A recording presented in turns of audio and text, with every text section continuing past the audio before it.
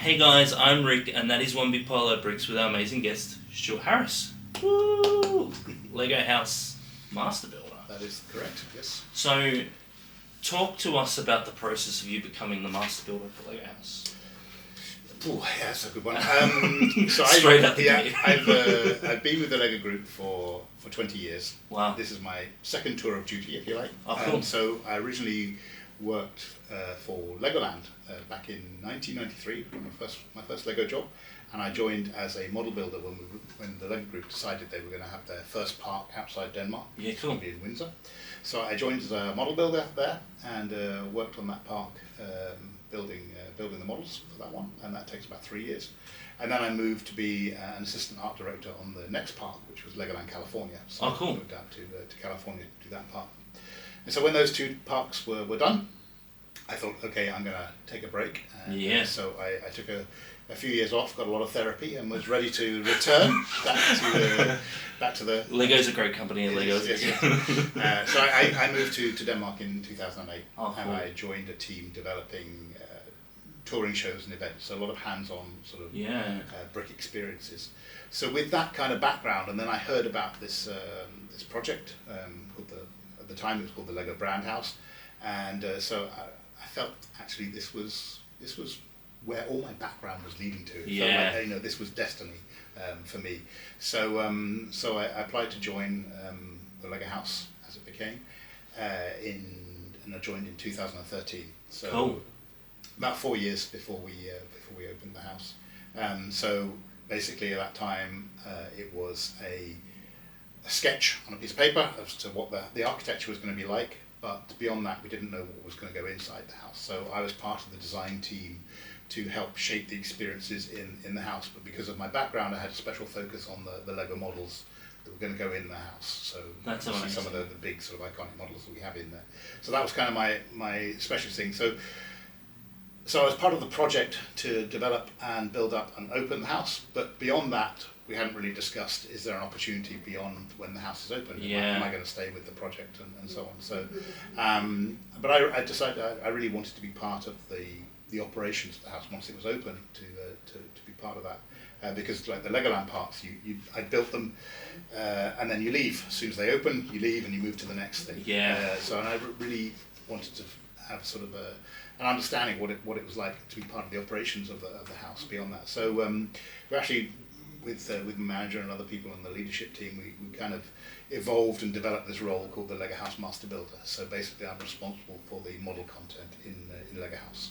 It's an amazing experience. I did it today. It's breathtaking, I think the word I'm looking for. I was here when my wife and I, Caroline, we were here when they were still sort of half building it, sort of getting it together, when there was nothing really around in the town, and the town has changed so much in the last 6 years. It's been a catalyst for change. Yeah, and it's been an amazing thing to bring people to Billund, I think, because usually people would come, you get the A4s that would get a photo outside the Lego warehouse, because that's usually what happens, Legoland, but now we have this amazing experience of the Lego house. Yeah, exactly. So now we're bringing in a few 100,000 extra people into the town centre, which has given a sort of impetus to the life in the town centre. So that's why we have a lot of new sort of shops and restaurants and stuff. Yeah, here. So it's crazy to think how different the town has changed. Yes. Yeah. And I'm thankful the Lego house is here. I remember the conversations when it was getting built. Like, we're still trying to figure out where's going to go, like what's going to go where and what we're going to put inside. But to see how it is today, you've got the tree in the middle, which is the most amazing thing you'll ever see. And then you've got all the AFOL gallery too, which is pretty amazing. Yeah, no, and that was always been part of the thinking when Curl first imagined doing this Lego house. It was very important to him that it had a strong connection with the AFOL community, which is why he wanted to make a permanent exhibition space for the work of Lego fans. So that's always been part of it. It's pretty cool. There's a few Australian builds in there. Currently you got one by Joss. He won Lego Masters Season 4 in Australia. And he was just on Grandmasters, but didn't do so well. But that's what happens, right? Like that sort of stuff. How have you found, you've been with Lego a long time. How have you found the changes, with the AFOL community in the last 20 years? I mean, it's just gone from strength to strength. I mean, it's and working with the Lego House has also given me the opportunities to get closer to the AFOL community. So I also part of my responsibility is like a brand ambassador for the Lego House. So I will go to fan events and represent the Lego House at fan events and meet fans, and also scouting for work that we could exhibit in the Lego House as well, and just keeping in touch with what's happening with the fan community. So it's really grown, and I think the connection has got stronger and stronger over the years between the Lego group and the Lego fan community. It's been really a good change, because I remember when, you know, it was Lego didn't understand AFOS. Like they were kind of this weird thing. They're like, oh, they collect Lego, that's fine, let's make kids toys. But now we've got obviously Falcons and you know, quite expensive Lego toys, because they can build that now. If you can, I know, you know, you can't really go into certain things, but what's the process of creating a Lego House exclusive model? So so that is one of my core responsibilities is to develop the concept model for the Lego House exclusive set. We basically do a new exclusive set each year, and so basically I develop the concept model, and then I'll hand it over to one of my colleagues who will mature it and make it ready for production, design, and getting rid of all my illegal building techniques that I might throw in there and stuff like that, and make. Why is this brick cut, Stuart? Yes, a bit of glue and a bit of craggle, and whatever. So it's a bit of. So basically, they will bring it up to the right sort of quality standards. But I will set the theme and the tone of voice and the subject matter of what the set is going to be. So basically, I'll build a few sort of sketch models, prototypes in different directions, and then I'll get it signed off by different stakeholders to say, are you happy with this direction that we're going in? Do you think this will be the right set for us, and so on? And basically, we had a sort of a roadmap for the first sort of few years. We decided which sets or which sort of themes or milestones we were going to celebrate, because what's important for the Lego House exclusive set was that the first couple of sets were just representing the house. So we had the Tree of Creativity, and then we had the dinosaurs, which were in the Masterpiece Gallery. But that was just to get us going. And then while those were out in the store, we then worked on a sort of strategy of what the Lego House exclusive set would be and what it represents. And basically it's the connection between the Lego House and the Lego Group's sort of history, heritage, milestones, and that kind of thing. So it's about finding those products and themes that have that sort of connection between the Lego Group and the Lego House and our history and heritage and so on. Well, I'm a bit biased because I think the pirate is the best one. It's just amazing. Yeah. Like, and I think the community response online proved how good it is. Yeah. Because like people, when creativity, people who are into the brand so heavily, it's easy for people to complain when things aren't available to them. But I understand the need to have Lego House exclusives because, it's very hard to find, all Legolands are the same products now. Where the Lego House, I think it's such a nice thing that Lego are saying, hey, you want this product, come to the Lego House. When I walked in there this morning, I was like, I'm going to spend so much money because all these cool exclusives, But, I'm grateful that it's a pirate. Pirates are one of my first sets, and it makes you feel like a little kid again. Yeah. No, it's we had a good feeling that it might be quite popular, but and kind of one of those indicators was that actually while it's being developed and it's in the design studio, we have other designers going past. Oh, when's that coming out? Then they're like, ooh, okay, that might prove to be popular. So, but our philosophy has always been that it's about the experience of coming to Lego House. It's about providing something that's part of the experience of coming to that Lego House, which is why we have this exclusive set, and it's only available in the Lego House. That and some of them just wouldn't work outside the Lego House. Like, for example, things like the moulding machine or down at home. They need to be. They're part of. If you've visited the Lego House, then they have more. Well, it's part of the Lego DNA as well, right? So you're here, and obviously Billund is the heart of Lego. You've got we're currently in. This is the old woodworking shop, which is amazing in itself. Yeah. You obviously got the founder of Lego's house just outside here, and I think it's quite special that you come here, you get the beautiful, this is a pirate. You're like, wow, this is great. I was trying to tell my wife, I was trying to explain to her because she's never been to Lego House. I was like, this is the most amazing thing I've ever been to because I feel like it's kept the Lego heart, where I feel like Legoland Parks are for the kids, right? Where this is more about everybody as a whole. But this is about the. One of the philosophies was understanding the endless possibilities of the brick. Yeah. So it's about demonstrating and showcasing all the different ways that the brick can be used and expressed, and ways of expressing yourself and so on. And I think we were pretty pleased with how the house has turned out. It's been really great reviews and everything else, but there was an awful lot of brick, sweat and tears that went into to creating this. We had an awful lot of testing. We tested everything. We tested, with families, with fans, with kids, with adults, and so on, to really make sure that we actually had the right experience. Because before Lego House existed, when you asked somebody what was Lego House, everybody had a different vision for what Lego House was. So, and because we're basically trying to appeal to fans of all ages, so delivering an experience that would work across the different sort of the passion points and interest areas was something that was quite sort of challenging. So it was really something that we worked hard on testing all these experiences to make sure they were going to work with everybody. Well, and it's like Kield's legacy, right? Because he's finished now. He just announced recently he's totally done, yes. Which, he's worked hard enough. Yes. It's time to enjoy, It's his passion project, you can see. Everything about it is Lego DNA. And that's why when it was first announced and when I was visiting when they were building it, I said one of my main concerns that it was just going to be like a big Lego shop. Yeah. Where you go in, there's so much stuff to do. Yes. I got lost in there because I was like, wait. And you walk in the big circle and you're like, oh, I'm back here, so you know where you're going. But even outside, there's so much stuff for kids to touch. Yeah. Like every part of the house has been thought about in the right way. Yeah, and I think we really wanted to make sure that it was very focused on the brick. That's why we call it the home of the brick. Yeah. It's very much hands-on with the brick in the hand. There's very few experiences which don't involve the physical brick in the house. Of course, it has a great digital experience in the house, and that's why when you come to the house and you've got your wristband, it's really good. That unlocks the digital content of the house, and basically we also want you to capture everything you do in the house. So we have all these capture stations where you can put your build and have it photographed, and like if you make a stop motion video, that will go to your digital profile.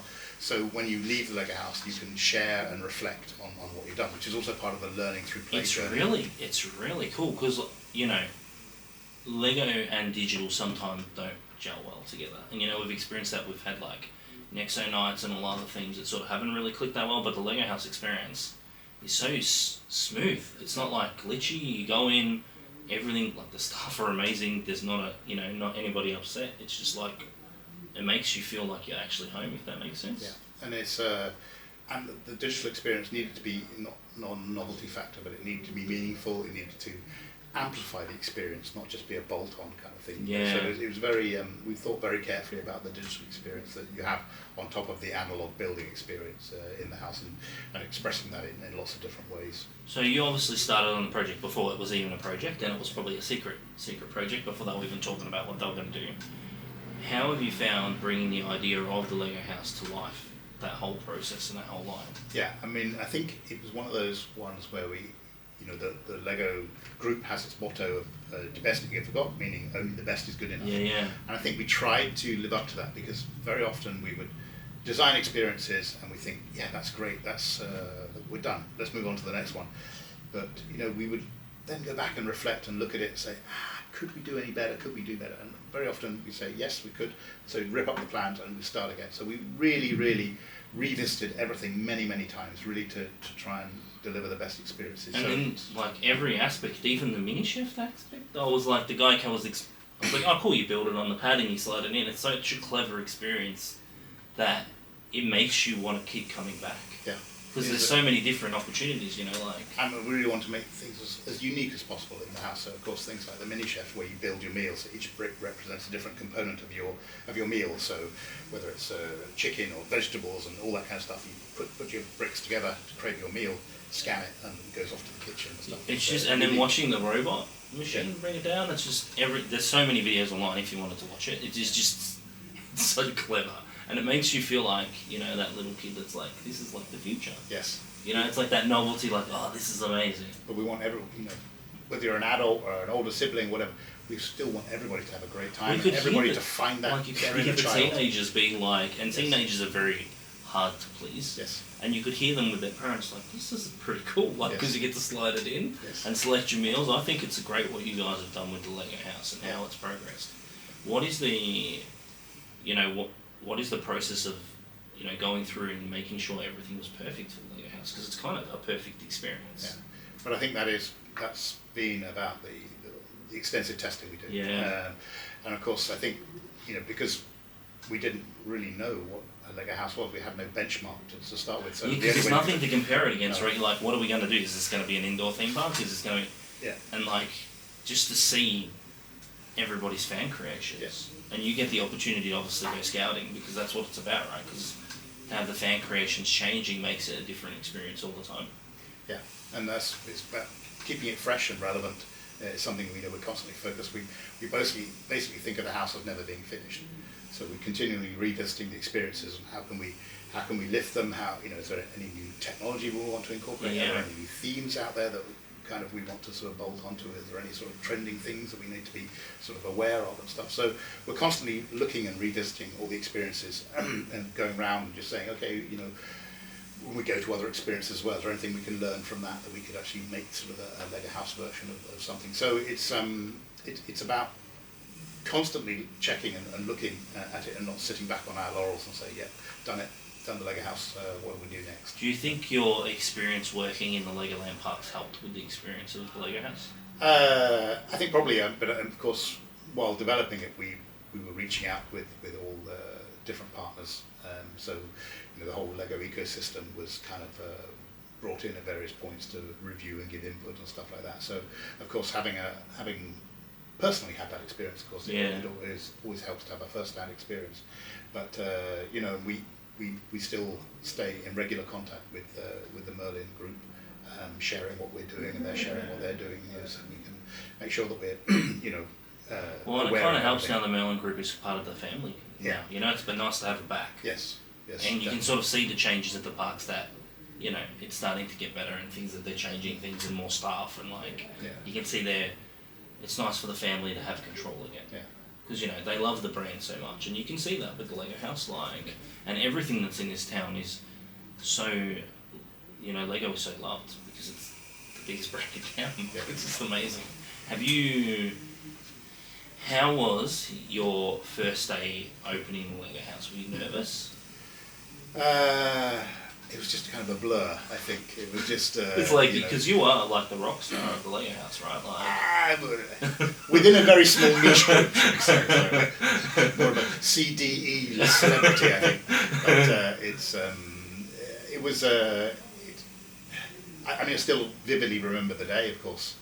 But of course, you have a little bit of apprehension. What will people make of it? But of course, we've been teasing it. We've been doing testing. We've been getting invited guests in and that kind of stuff. So we kind of had a good feeling, but you never know until you sort of open the doors and see how people sort of react. Because as much testing as you do, until you put it into the right space and the right context and stuff, you'll never be 100% sure if things are going to work. But pretty much everything worked from day one. I think the one thing that we probably may have sort of done some sort of early remedial work was like wayfinding. That's something you couldn't really test because you need the physical space to do that. So the signage and arrows and pointing where bits were and all that kind of stuff, and that kind of the wayfinding in the space was probably because it's quite an unusual space. Yeah. So it's a very unique space. The architecture is completely different to any other building you ever see. Yeah. And it does look like a stack of Lego bricks because that's the design it's meant to look like.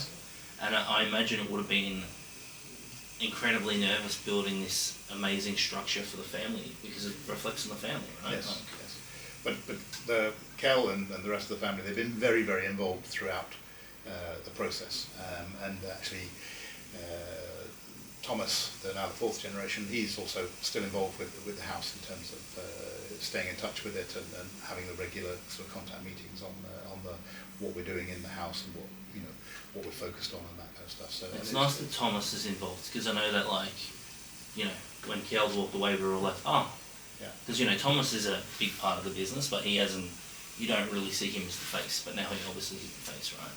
Yeah, but I mean, of course, Kel's been in the driving seat for all this time. So, but Kel is also still. There's one of the few things he still has an interest in. So he's still. That's nice. He still keeps an eye on the Lego house, which is nice. With the the designing of the Lego models, do you have a favourite Lego house model that you've created so far? That's a really tricky one. It's like asking you to choose a baby. Yeah, it's like, who's your favourite child? You might have one, but you're not going to tell anyone who it is. That's exactly right. But, you're never going to be like, oh yeah, by the way, Rick's the better one. Yeah, no, it's really hard. I mean, I think from the big models, for me, I guess if I'm forced to pick one, I think the Tree of Creativity is probably. Yeah, I'm thankful I got one of those because, during lockdown, it was always a bit weird for everybody, even including here in Denmark. It's because the big model itself was kind of such an epic undertaking, and the Tree of Creativity was kind of my first commercial set. Oh wow! So so it's always that's like your special. baby, right? Like yeah. So from doing the big one and then doing the set that went into production, because originally it was going to be an inside tour set, but we liked it so much that we decided to make a. I'm grateful it's available to everybody because on my desk at work, because I was like, and now I'm like completing the series slowly because you miss some over time. The world's changed a lot. Yeah. With the models in the Lego house, you got the tree and you've got Kel there sitting in the foyer. Were you a big part in creating the models for the Lego house as well? So yes, so that was my primary responsibility while we were developing the house was working with our model shop, which is based in the Czech Republic, in Kladno, just outside Prague. And so they were basically developing the big models for us, the Tree of Creativity, the Waterfall, the World Explorer, and the dinosaurs and so on. So I was working basically every couple of weeks going to the Czech Republic to work with the model shop down there and art direct the models for the house. So that was my major work, if you like, through the development area. So it's such a aesthetically pleasing model, the tree, because everywhere you look there's something different, Yes. And it's well maintained too, because I always make this thing of when I go to a Legoland park, where it's something that revolves around Lego, seeing if the Lego is dirty, because but you can see it's like always dusted, it's always pretty. But actually some of our most watched social media content is when we clean the models. Oh really? So it gets even better. It gets better views than me doing a DIY build or anything like that. It's one of those weird things with like social media, right? They always like when we do packing models, like videos for packing orders, off the charts. You're getting 10 million views for whatever reason, and then as you're talking it's like, and you're like, wow, cool. Yeah. No, but I think it's also like when it comes to cleaning the models, because it's something everybody has the same issue. Everybody can relate to, and especially when you see a giant 50-foot tree. How do you clean something like that? So it's like beautifully maintained. Yeah. Which I'll give credit to Danish people. One thing you notice when you travel a lot is that when you come to like Legoland Denmark, nothing's sort of broken, or where kids walk through, nothing's taken. Yeah. Because I think the Danish people respect things a lot more. So when you go to somewhere like the Lego house, nothing's kind of been taken or broken, and you can see like if you wanted to, you could touch the models because there's glass and the models right here, right? Yeah. And that's one thing I always admire about the Danish people, where if it was back home in Australia, we did debate a lot about like the World Explorer we're looking at now, which has quite a low glass fence around it. Yeah.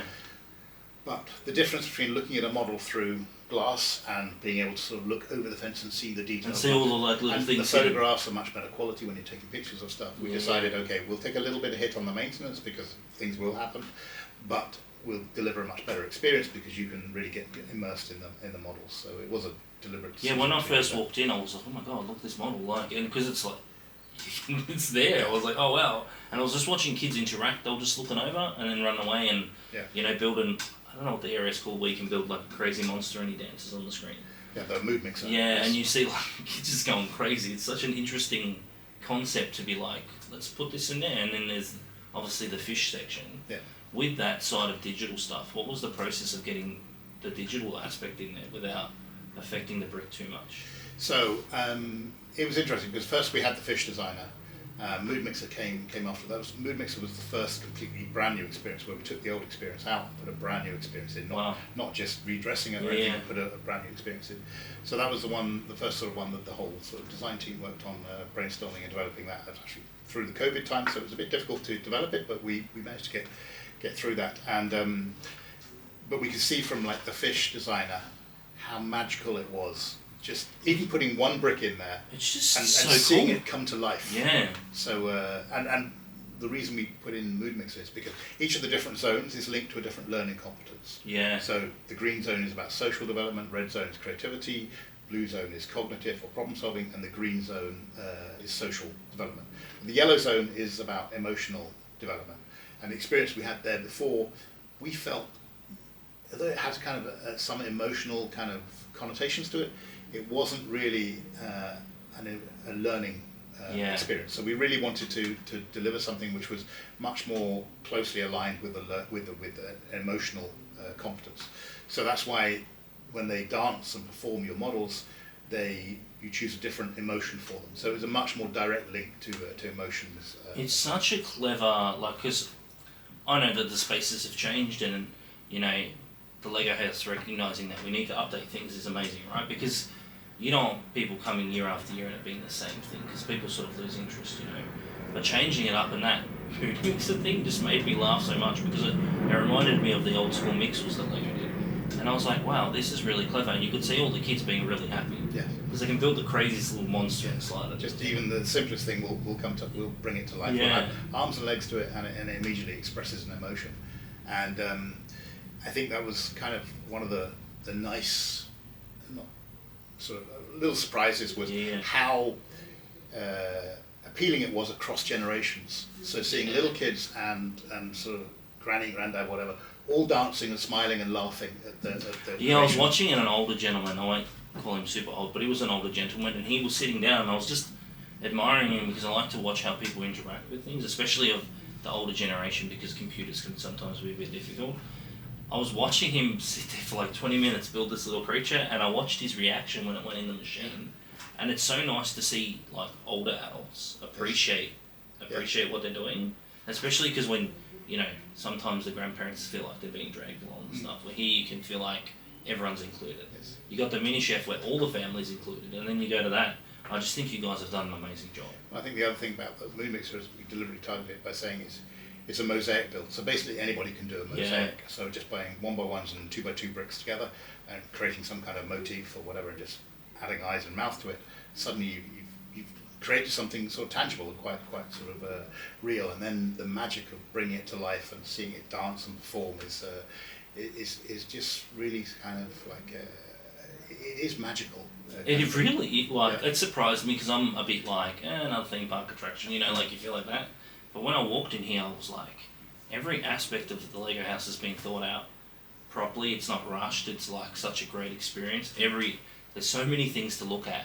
In fact, after we finish our podcast, I'm heading back there because I want to capture the whole experience, Yes.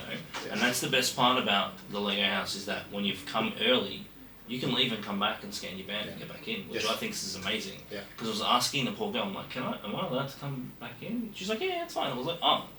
And where other, attractions-based stuff, it's sort of a bit harder to get back in afterwards. Well, of course, because we want you to, if you're going to come out and get a drink or go to the mini chef restaurant or whatever, to be able to go back in. Because although we basically had a rule of thumb that each of the experiences could be completed in 20 minutes. Doesn't mean to say you have to stop after 20 minutes, but it means you will have had a meaningful experience after 20 minutes. So each of the experiences has a sort of target of, I need to be able to do this within 20 minutes and move on.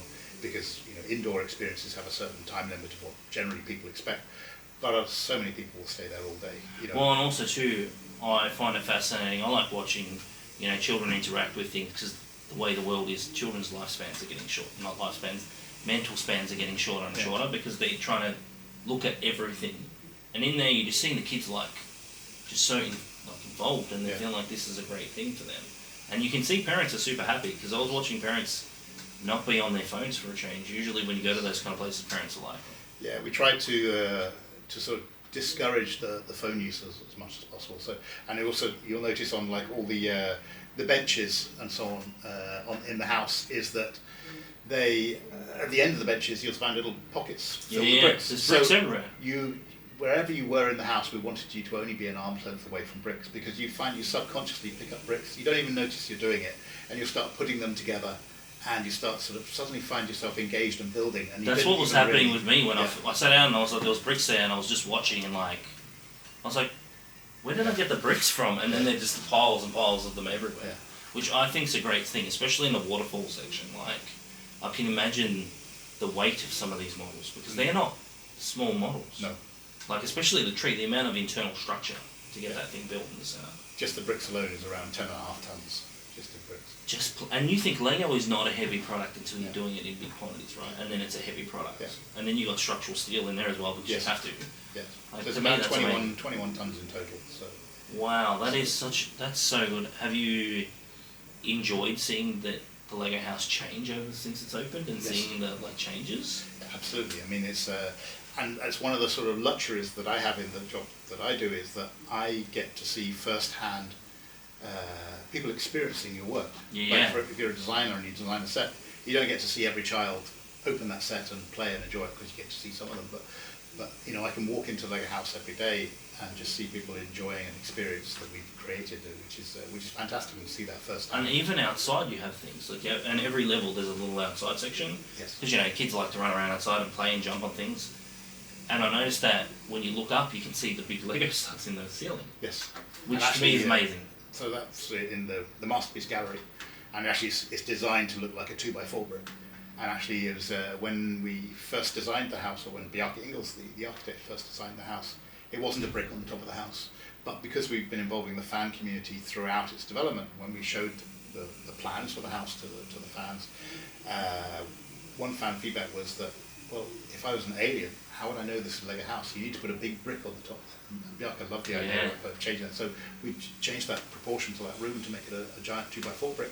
And so you have the big studs in the ceiling which are skylights. Wow. So it's because I had the opportunity to go in the Lego house when it was sort of still partially built, and I stood on one of those studs outside, which to me was like, this is amazing. Yeah.